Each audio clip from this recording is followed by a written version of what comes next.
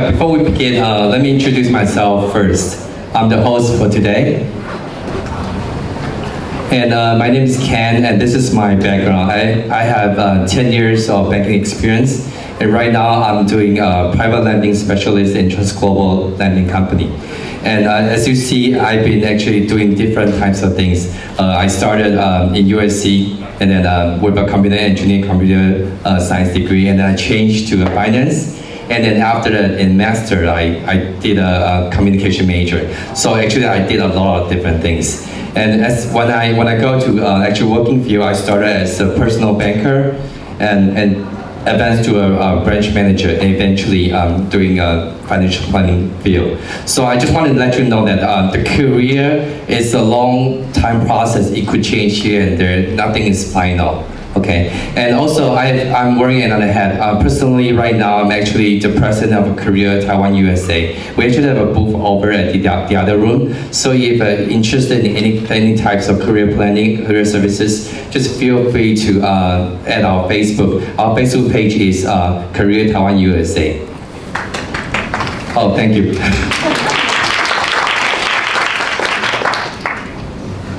Okay, so without further ado, let me introduce the guest speaker for today. And the guest speaker is Ginger, and let's give her a great round of applause and let her introduce herself. Hi. Oh, you're gonna have me events? Go ahead. Okay. That's okay. Hi, everybody. There are quite a few seats left up here. Please do not be scared. I don't bite. So. The job title today is Job Hunting Strategy Interview Tips During Difficult Times. We all know recently the economy has been not so good, and a lot of people have problems looking for jobs, and also especially those who don't have a green card. They face even tougher time. So I would share with some of the tips with everybody how to effectively find a job. Next. And my background is I got here 3,000 years ago. I graduated from 政大 statistics, and I went to Stanford, got my master's degree in statistics, and realizing it's very hard to find a job in statistics area during 3,000 years ago. Now it's a very hot subject. So I went ahead and did another master's degree in computer science with a lot of sweat and tears. I graduated, and I started working. And my career life has been almost 40 years, and first half is software development engineer, hands-on. Second half is purely in management, starting from low-level first-line manager all the way to senior director. And that's my background. And I retired 2 years ago, and during my management years, I found out I have a lot of misunderstanding about how to succeed in US. When I became a manager, I realized how career should be managed.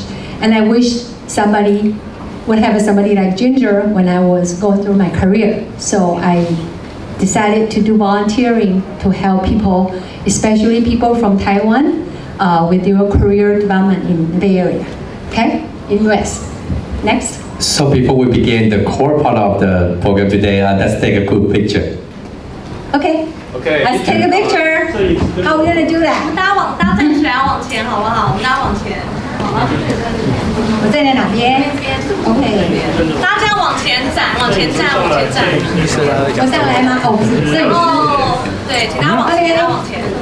好，大家拿在我们的摄影机的录像机上来。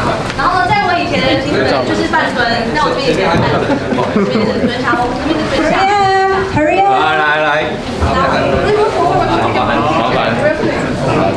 合照了。Please move forward. 不用吧？不用，你讲的不太好，你是反击。好，看这里，1、2、3，1、2、3，你快点，毕竟不要见。好，1、2、3。All right. Good. Thank you. You know, I always forget about picture. My husband is the one who takes the picture most of the time, and he had a lot of pictures of my back because I ran away from taking pictures. Okay, moving on. Let's quickly. So I just want to let you guys know there's a round table from 3 to 4. If you didn't get to ask your questions during the seminar, because 2:30 there's another event coming up to this room, so I can see you at the round table room. I think it's 207 at 3 o'clock. To 4, it's open to everybody. And also I welcome those people who need my help with their resume, mock interviews. I'm very happy to help. One-on-one session through Zoom, no problem. So if you don't get to ask your question today, don't worry, I'm here. Okay, next. So today's agenda is the following. So following the agenda, if you look at the right-hand side, there's a top-level summary I want to talk about. So first thing, to find a good job, to find a job quickly, you have to have a good resume so you can generate lots of phone calls and leads. If your resume is not on par, it will never be found and there's no job hunting forward.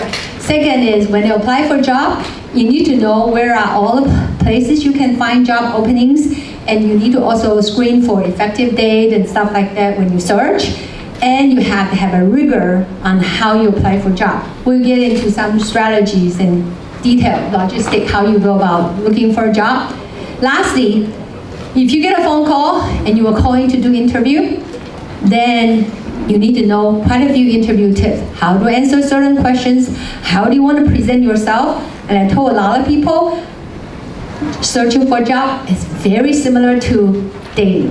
You want to present the best side of you, okay? And for that matter, it's really similar. Next. So first, so there are 3 sections. First section, resume writing. Go. All right. So first we talk about the format of the resume. So a lot of people, I think 100% of people I know of so far, that have come forward for me to help. They all told me they were told by HR, by professor, whatsoever, the resume page should be limited 1 page. And I tell you that's a total, okay, I don't want to swear. It's a total lie. And I'll get to you why you shouldn't limit yourself to 1 page later on. Format. And then number of resumes. So quite a few people ask me, should I tailor my resume for each job? I don't necessarily think so. But you do need to tailor your resume for each different job role. For example, you're searching for a project manager job or you're searching for an engineering job, you are okay with both, then you need to have a resume tailored to the skill set required by project manager. And another resume, skill set required tailored as engineer, okay? So, but if you want to break it further down, there's some job at some company you really do a lot of tailoring for, then you can have more resumes, okay? So you can have more resumes depending on the need. English first name, so I'll talk about this one.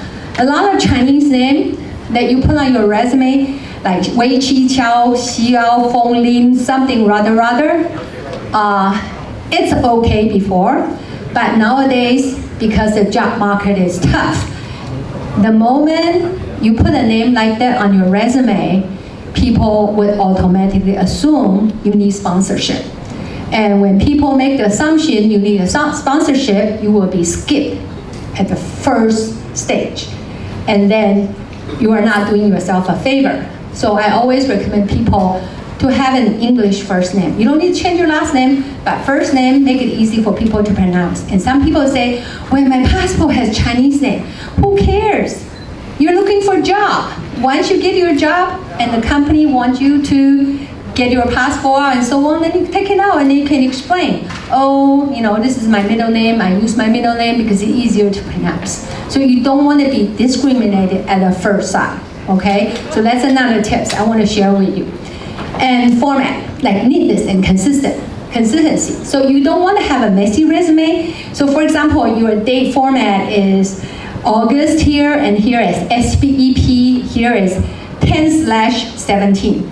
It just doesn't come across. You pay attention to your resume, how you come across. It's like dating.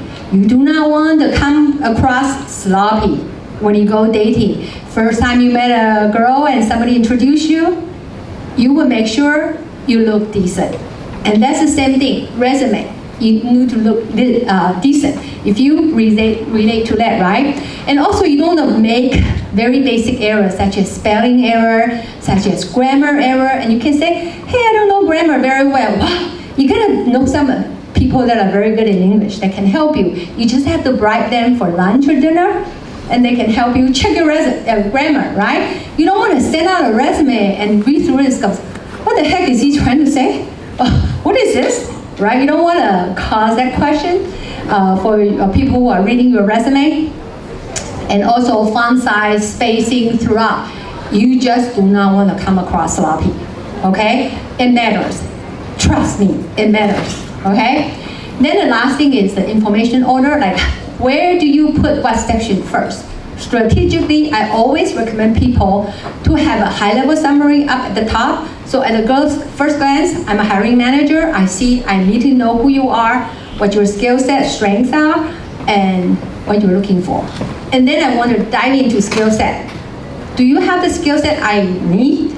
I don't want to have to read through an entire resume and dig through each experience to figure out, what does this guy know, right? So you want to have up there. And depending on whether you're fresh grad or not, the order can be slightly different. So order matters, and I can help later on, but today I'm not going to get into that detail. Next, content. Okay, here is the content. So I always suggest people to have a summary, highlight, and the summary highlight should have 3 to 5 sentences. Don't write a novel. And that summary should have something like, what are you good at? What skill set do you possess that people should hire you? And who you are, meaning whether you are very good at communication, you're a great team worker, or you're very dedicated, hardworking, fast learner, whatever, but don't go overboard. 3 high-level summary of who you are and how you want the hiring manager to take notes of you. And then lastly, objective. What the heck are you looking for? Okay, what job? So you can say, well, by my degree, they should know what I'm looking for. No, it doesn't mean that. So you have to specifically say, I am looking for a software engineer in AI field. I'm just making it up. Or I'm looking for a software engineer in test, in biotech industry, or in any tech industry. So in 3 to 5 sentences, you need to have the 3.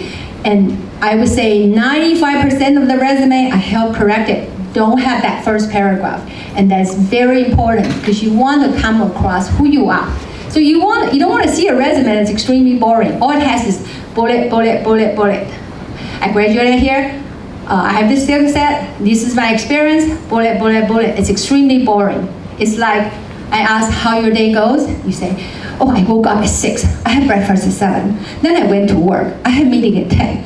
And then I had lunch. So boring. I don't care. My question is, how is your work, right? So a resume is not a list of bullet list. A resume should be able to tell a good story about who you are. Okay, so you want to come across that you pay attention to detail, you know what you're doing, you know your strengths, and help me understand why are you the best match, and you want to tell me what skill set did you apply for what job, and what result did you achieve. Okay, that's what you want to come across. So, how's your day? Oh, I had a wonderful day. We had a special event, and I gave a talk, and there were like 3,000 people here, and I'm so excited. Oh, I had a bad day on the way to work. Some idiot coming to me, and I wasted a lot of time on the road. So that's the story. But it's not about what time you eat breakfast, what time you had lunch. Yeah? Make sense? Okay. Then we want to talk about also education. If you are fresh grad and you don't list your GPA, I automatically assume that you didn't get GPA. Maybe your GPA is below 3.0, we have something to hide. So don't make me think that direction. Any GPA about 3.0 and you are fresh grad. Now for experienced people, nobody cares. But when you are fresh grad, that's the only index you have. You gotta list it out. And you gotta list out what classes you take. It's very critical because you can get a 4.0 GPA, but the classes you took is so simple, it get no respect from me. You can have a 3.4 GPA, but you took all the hard courses, and that's more believable for me. All right? So list, and then the relevant courses would enable your good keyword search. We'll get to keyword search next page, don't worry. Academic projects, same thing. Initiative is extremely important. Initiative is something you do outside of your requirement. You did it on your own and it's relevant to the job you're doing. So you don't want to say, I attend a hip hop dance competition. Well, you're not applying for a dancer. That doesn't help anything. Oh, I like traveling. Who cares, right? But I want to see you say, I volunteer to help a nonprofit organization build a website and leveraging the skill set that I'm learning and I want to apply in the future job. Now, that's a good plus, all right?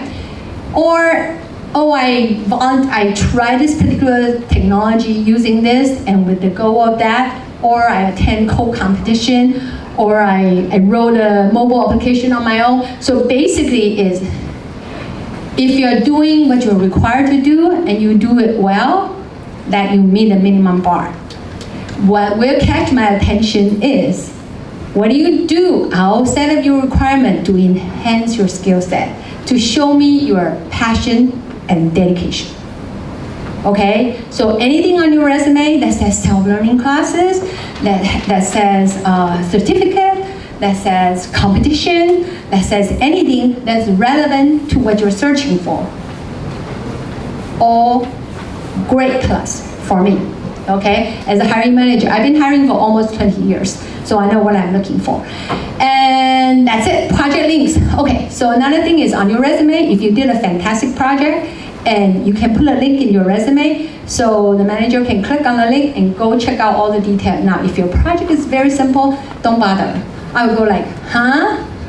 Why am I reading this link? What good is this? Okay, so you want things that are complicated. Next.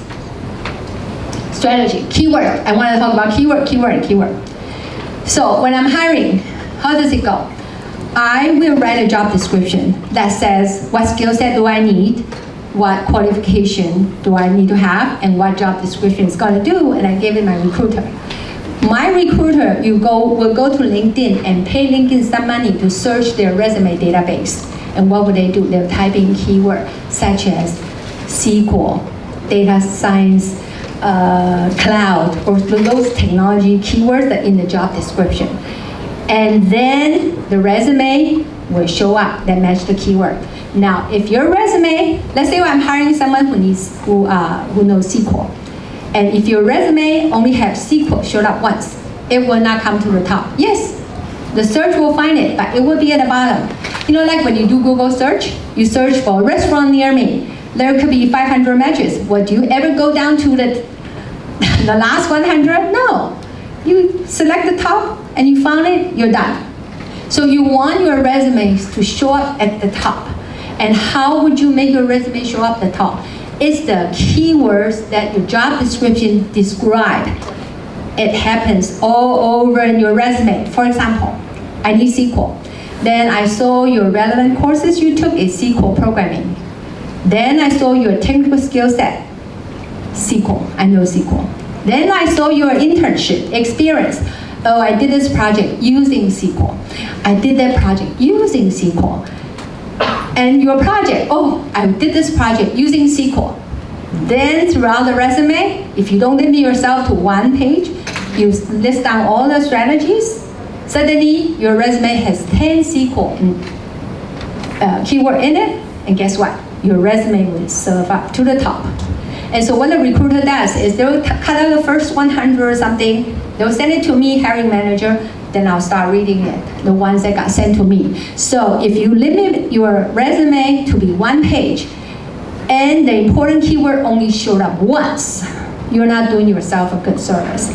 My resume is always two page, my husband's 2 page, my older son has 2.5 pages. Nobody cares. As long as it's not about the length of the resume, it's about the stories you tell.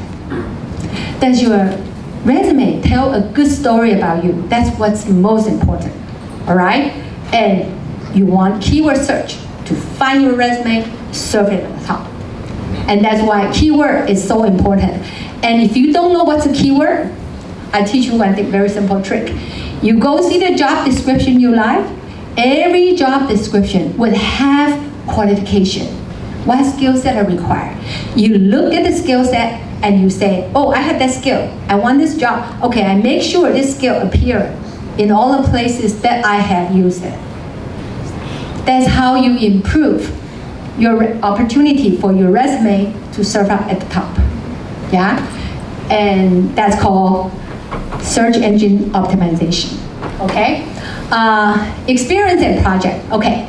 I also saw a lot of resume. The project says, I did this, I did that, I go to a meeting, I work 5 teams, and I do this programming. Gosh, it's so boring. Okay? I want to know is, why do you do the project? What is the project about? And what skill set have you applied to get the project completed, right? So we want to say we build this website for nonprofit who is looking for female volunteers. I don't know, I'm just making it up, okay? And to build this website, I use React, I use this technology to do it. And so what? Impact. As a result, suddenly we have 100% more applicants that came to the website. I'm just making it up, okay? But you get the gist of it. It's about what did you do for the project? What do you do at this job? What skill set have you applied or learned to deliver your project? What have you achieved? Now, a lot of people, they went ADD on impact. Oh, 50% increase, 10% increase, 3,000, you don't need to. Nobody's gonna goddamn have a, oh, sorry. Nobody is gonna have impact every project you worked on, right? So you just have to have like, and then the impact doesn't have to be revenue.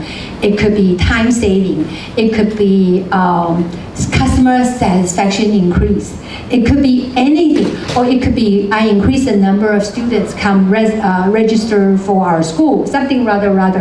And also one thing is good is talk about scale. So you can say, I'm a data scientist, and the data that I handle is over 3 terabytes. So give people a scale.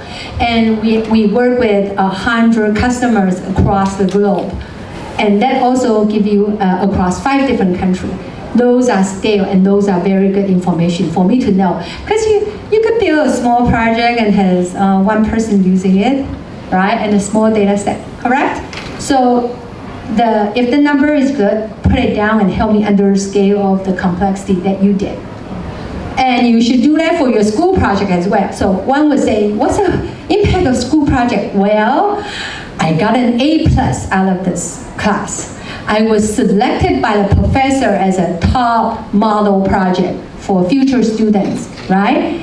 And it could be, oh, because of this, professor discovered something, or something rather. So school project can have impact too, yeah? Not just your experience. Okay, going on.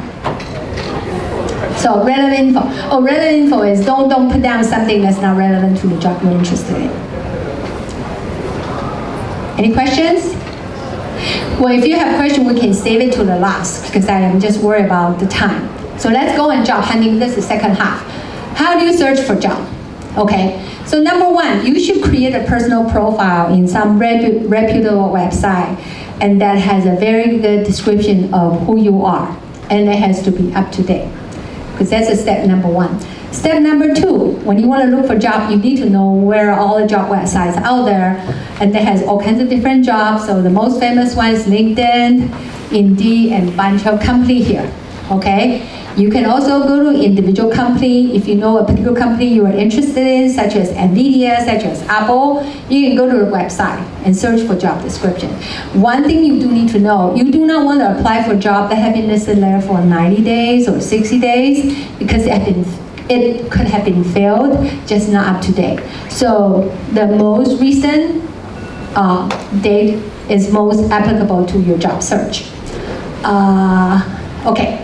Another thing is, you do not have to have 100% match for the qualification to to apply for the job. I tell you what, I'm a hiring manager, I would list all my wishful thinking. So it's like looking for a husband. Oh, the person has to be rich, has to be handsome, has to have that degree, this degree, make more money than I do. I can draw a big pie, but at the end of the day, no such person exists, right? So as long as you are meeting like most of the requirements, or 70-80% is good enough, or some are even 50%. Obviously, you cannot go apply for a doctor's job when you have a law degree, yeah? But partial match is good to look for a job. Stay organized. Now, this is very important. When you are doing job search, you gotta create some kind of a tracker, Excel spreadsheet, Google Sheets, whatever. Document all the jobs that you have applied. Which day did you apply? What job role it is? Did you get phone screen? Do you need to follow up? Do you get rejected? Okay? And you need to keep track, and so you know how much you have done and stay organized.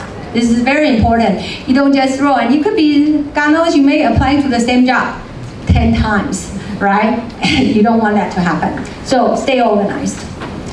Networking. Okay, networking. Referral is extremely important. When you are referred by a friend to a company, your opportunity of getting a phone call is a lot higher. And the referral is something that you cannot 临时抱佛脚. You have to build your reputation along the way. So my first job, I got rejected 52 times in the interview. Not the application. I went on-site interview, I got rejected 52 times because I didn't have a degree, because I don't speak English I still don't speak English very well. And nobody taught me how to do it. I go there, I flunk, I learn, I flunk, and that's how I get through it. And God, I have a Stanford degree in computer science and I'm female, right? But I still get rejected left and right because I don't know what the heck I was doing. I didn't know, okay? So why am I sharing this with you? Don't lose faith. You keep trying, you'll find it. And it's through a lot of interview. The more interviews you get, the better you understand what people are looking for, and the better you know what people are looking for and what people don't like. Without any interview experience, you got nowhere. So the key is you want to get interview experience. And how do you get interview experience? Good resume, right? And referral, okay? Now, there are other ways to build network. You can go to meetup, webinars, tech events like today, right? It's a good opportunity to get to know people and then start helping each other out. So I want to help everybody out here. Let's help each other out here, okay? We all been there and we're in a difficult time. We can use help from everybody, okay? Coffee chat, direct messages, so anything you get your hands on, don't be shy. You know, you just never know what will work out. So don't limit yourself to one particular thing. Try your best way. And Mingwen, right here, 政大校友会会长, she knows a lot about meeting people. Go connect with her afterwards. Okay. Oh, of course. Every single opportunity. Next one. Okay, searching strategy. So some people, I ask them, how many resumes do you send? One a day. What are you doing one a day? You don't even get anywhere. Minimum 10 a day. Minimum. Okay, and they say, well, where do you find those companies? Well, websites is there. Go search, go Google. Right now, search is so popular. So do as much as you can. You have to do 10 a day.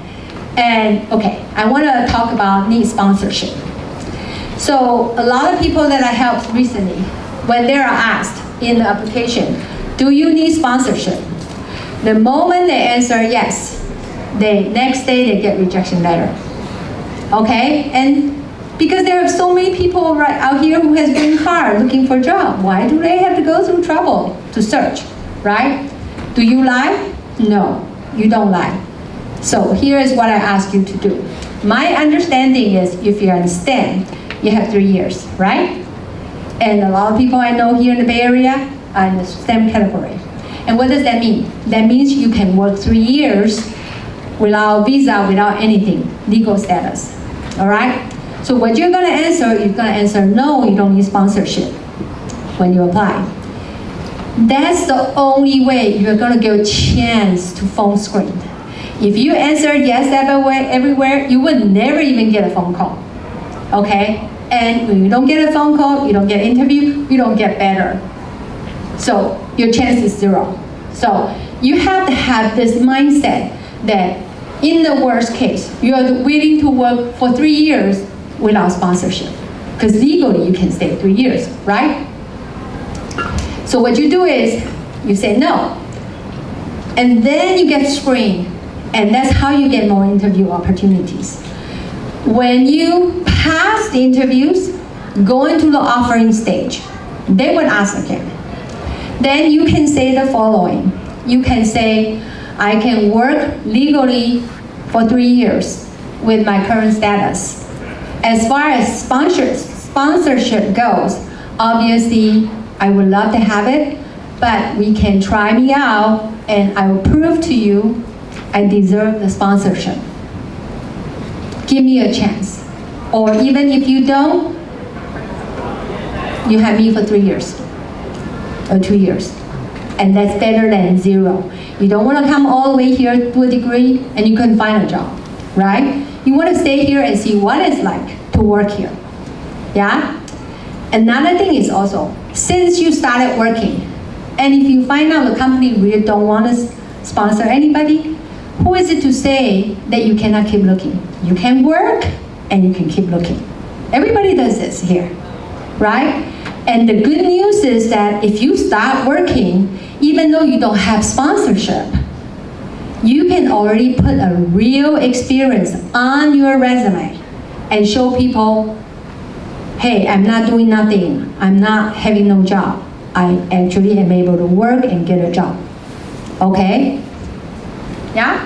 So it's better than sitting there doing nothing. And did you lie? You didn't lie, right? Yes. I think can offer another strategy too, like recruiting and HR are 2 separate departments.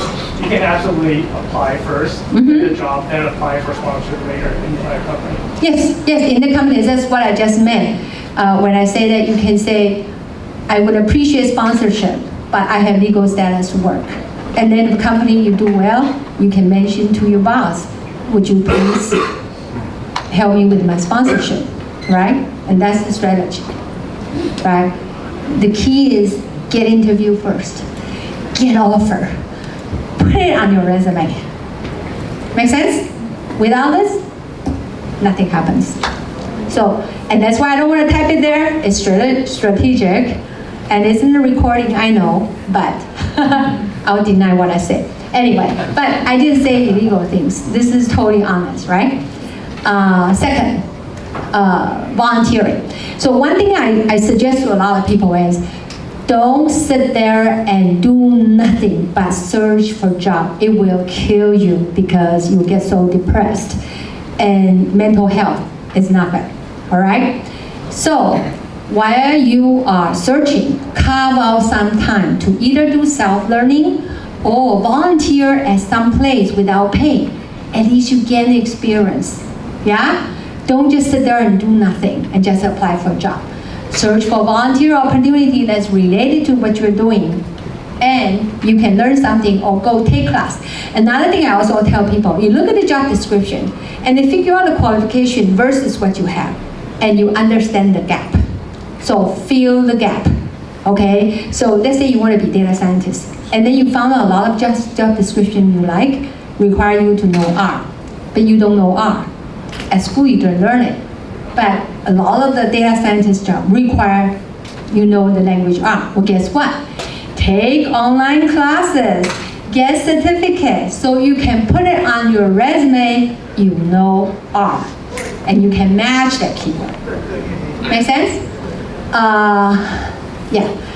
Don't have exact match for okay, we talk about that one. Okay, next. Okay, we're going to the last, and then we can ask all kinds of questions you have. Hold your horses. So it's interview tips.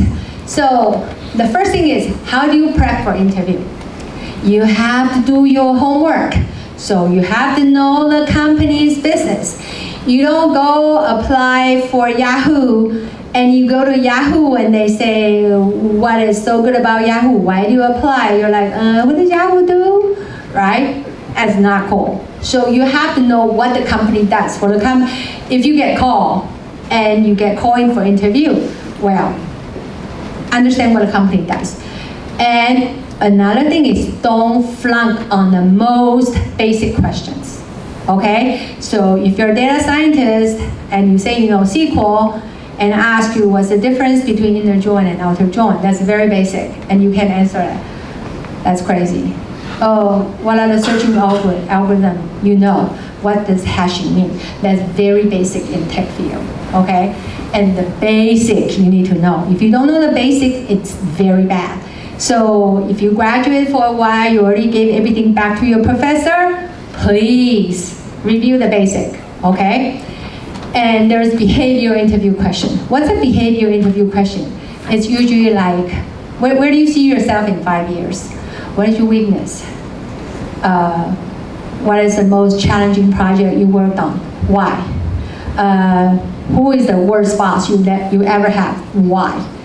That kind of a thing. So be careful how you answer it. So you go to interview, you go to internet, there are all kinds of behavior questions you can pull out and practice. And they even provide answer. Please do not answer what the internet tells you, because everybody knows. So the key is, you can review the answer, but the key is not to memorize the answer internet provide, but to understand the spirit of the answer. Okay? And I'm going to give you some example. One, this is real. Some young people got an interview and was asked, what is your weakness? Well, guess what he said? Anger management. Oh my God.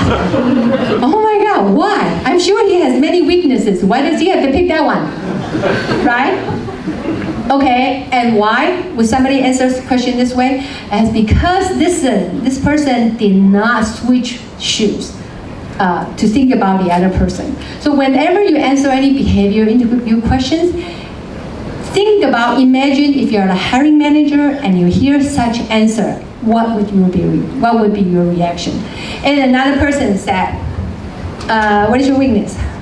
Oh, I don't necessarily deliver on time. Oh, I fainted again. That's a big no-no, right?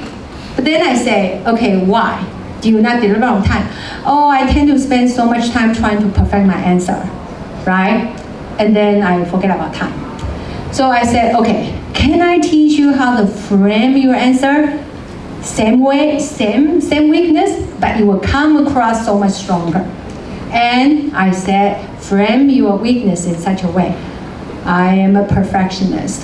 I tend to want to deliver a perfect solution. So sometimes I spend too much time paying attention to quality versus speed. And occasionally, I could miss the deadline.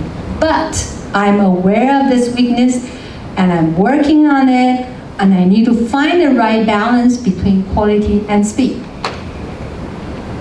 What do you guys think?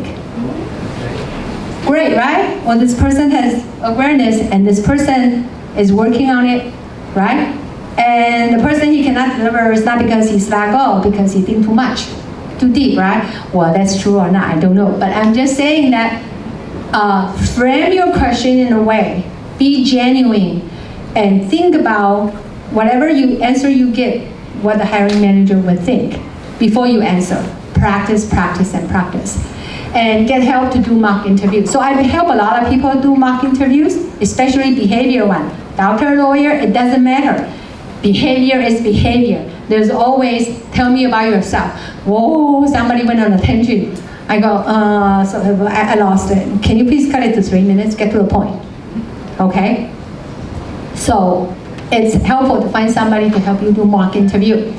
And understand your interviewer. Not all the company will tell you who will be interviewing you. If they do, you can go to LinkedIn and find the information so you're better prepared. But it's not required. Okay?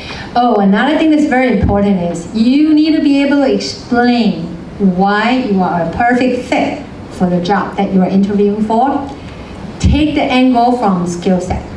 Understand what that job requires and think about your skill set and say things like, oh, this job requires somebody who is able to do this and that, and I have that, this and that, and I'm a perfect match because of this and that. So you need to always think about why should that hire you. You go interview, why should Apple hire you? Why should Google hire you? You need to think in that perspective to answer the question, leveraging your skill set, leveraging your uniqueness be prepared for that question and ask relevant questions. Okay, so it's very bad when you go to interview and I said, any questions for me? And you said, no. I'm like, what? You don't have questions? So what does it tell me? That tells me you come unprepared. That tells me during the interview you probably didn't get what I'm saying or don't care. Okay? Or, whatever. So the best kind of questions to ask is during the interview, you will jot down some questions. But however, you should, no matter what, go to the internet, search for the company, and write down some of the questions for the company. Okay? So, and always prepare to ask questions. Don't say you don't have questions. So that's prepping for the interview. Always come up with a list of questions, just in case you are unable to find one during the interview. Next. Okay, during the interview, be yourself. Eventually, you need to be yourself. Okay? Be authentic. Don't try to be some hotshot when you are not. Yeah? And attitude is very important. You need to be sincere, be confident.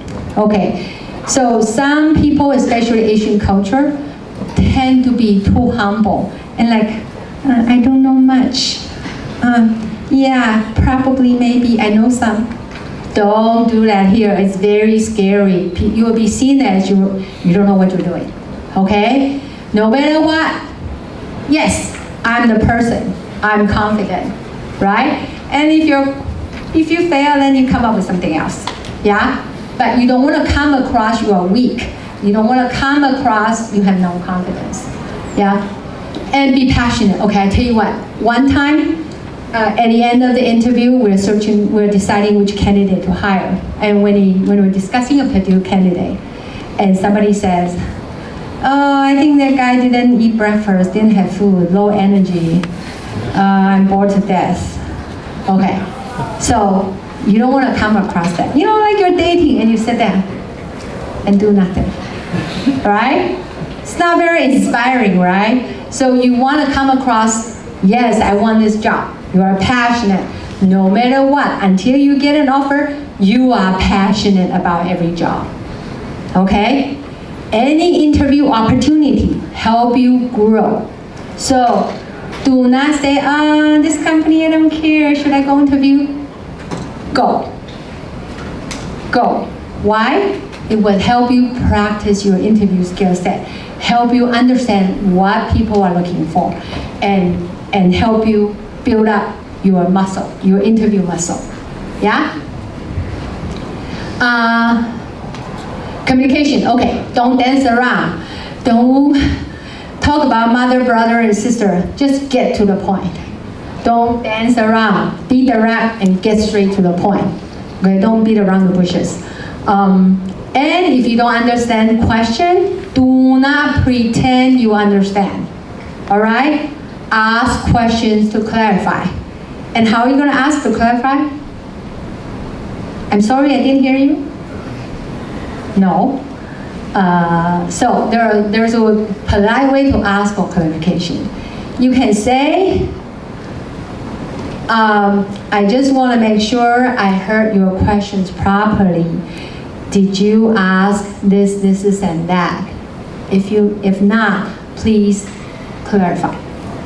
So what does it show? That show at least you pay some attention, you just didn't get the whole picture. And you paraphrase and to double check to make sure you understand the question so you don't jump to the gun and answer something completely wrong. Yeah? Don't be afraid to clarify. And ask for hints. Okay, if you're stuck and you're blind, you just draw blank. And you don't just sit there and draw blank. You ask for a hint. You ask for help. You say, oh, I'm stuck here. Is it possible for you to give me some hints to get me started or to get me here and there?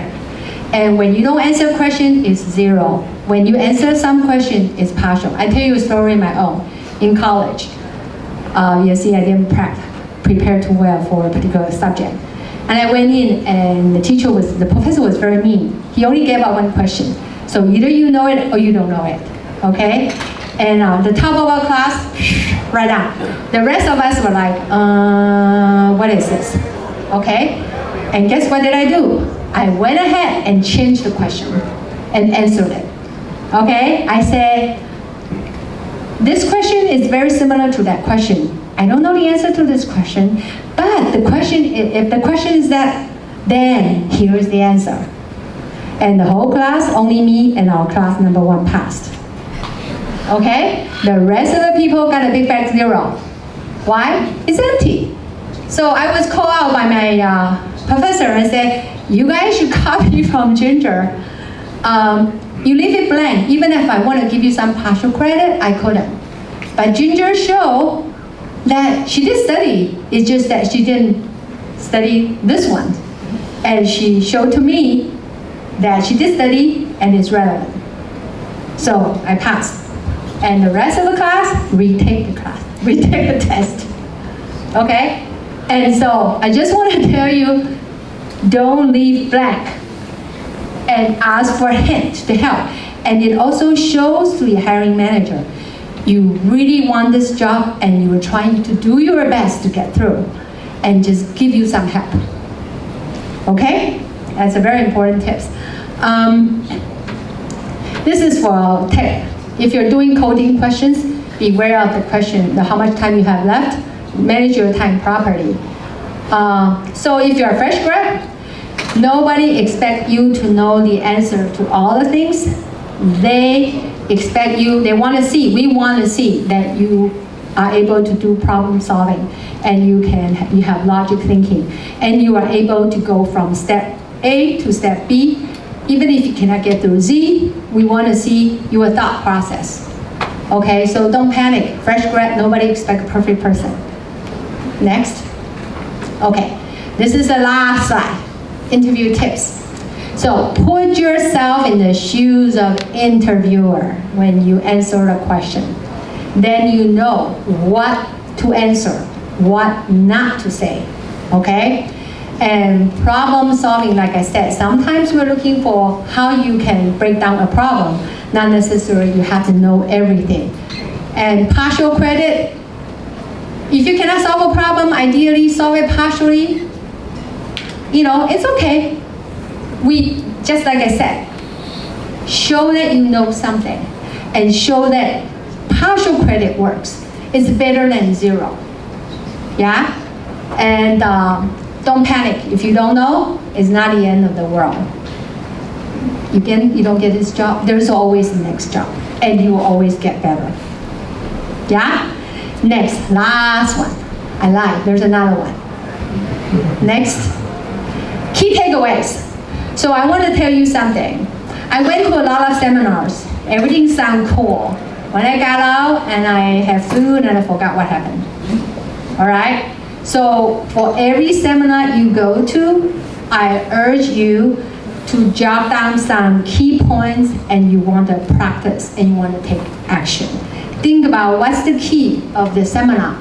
So I want you to remember keywords. It's very important, okay? Don't limit yourself to one page. It doesn't help anyone, okay? And I've been doing hiring for 20 years, and so is my husband. And we are very aligned on this one. So don't let people tell you one page. You know the danger of having one page resume is you can cut out the important one and leave the unimportant one in there, okay? And that's the danger. Apply more than 10 companies a day. Cast your net widely. Use your time wisely while you are searching. Learn additional skills. Volunteer. And companies are starting to care a lot more about skill than just degree. So if you don't have a flashy degree or flashy GPA, I tell you, here they care about whether you have ability to get your job done. In my career, there are twice my boss graduated from San Jose State, and they are super intelligent. And I graduated from Stanford. It doesn't matter. They're good. They're there. So don't let degree defeat you. Or don't let degree think you are better than everybody else. Ability is most important. All right? And former Google recruiter says, I love people who have passion. So you don't want to show up like you're half awake. Okay. Or late. You want to show up like, give me the job. Give me the job. Yeah? Okay, I'm done. Q&A. Okay, please give another round of applause to Ginger again. And due to the limitation of time, we won't open for any questions, but we do have a round table at room 207 at 3 o'clock. So just prepare your questions and just go over there, and then we can have more questions answered. Another thing I want to say, I'm more than happy to help you with your resume, one-on-one session on Zoom, or mock interview. Just don't go through LinkedIn, because I think I'm blocking people for messaging. Send to my email and identify yourself as somebody attended Taiwan Tech Summit. And then you can send me your resume and say, can we have a chat? And I'll find some time. I may not be immediate because I'm traveling here and there, but I always do my best to get back to anybody who needs my help.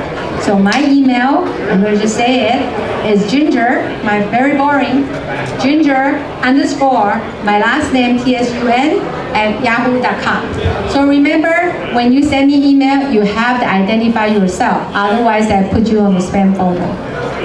All right? That's it. And do you have any questions? We actually have 10 minutes for questions. Anybody has any question you want to ask now? Or you don't? You don't? You want to go to the round table? Okay, let's go see you at the round table.